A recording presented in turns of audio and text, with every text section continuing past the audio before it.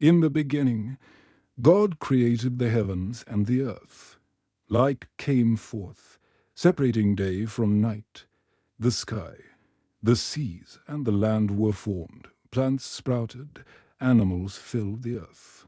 And humanity was made in God's image. Humans were called to reflect His glory, to live in harmony with creation and to walk in fellowship with Him. God formed the first man, Adam, from the dust and breathed life into him.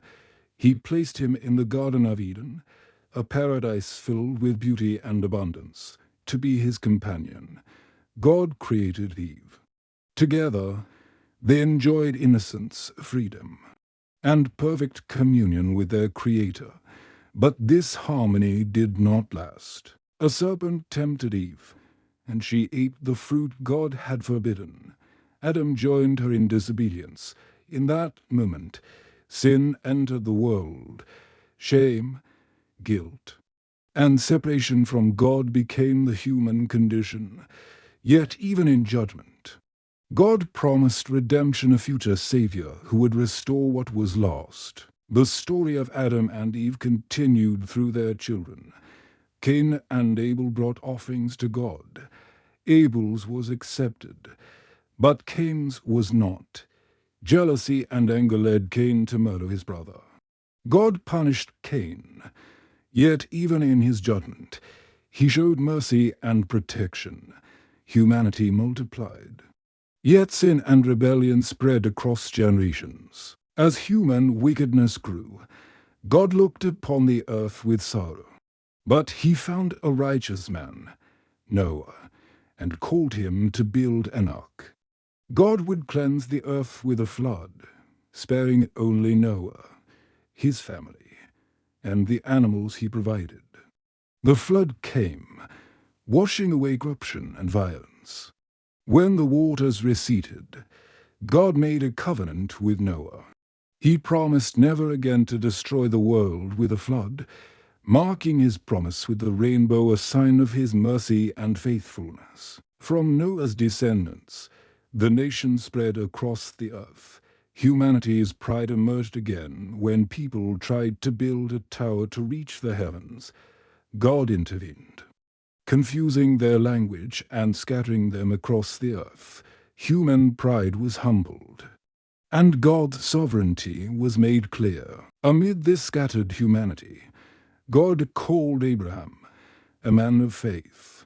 He promised to make Abraham a great nation, to bless him, and through him, to bless all peoples on earth. Abraham obeyed, leaving his homeland and trusting God's promises. Even when asked to sacrifice his son Isaac, Abraham's faith did not waver. God provided a ram, and the covenant continued, demonstrating that obedience and trust in God bring life and blessing. Isaac, Abraham's son, inherited the promise. His life was marked by God's provision and protection. Jacob, Isaac's son, struggled and wrestled through life's trials. He sought God's blessing, and in a divine encounter, his name was changed to Israel, meaning one who struggles with God. Jacob's 12 sons would become the 12 tribes of Israel, the foundation of God's chosen people. Even through deceit, rivalry, and hardship, God's plan moved forward, revealing his sovereignty and grace. Among Jacob's sons, Joseph's story stands out.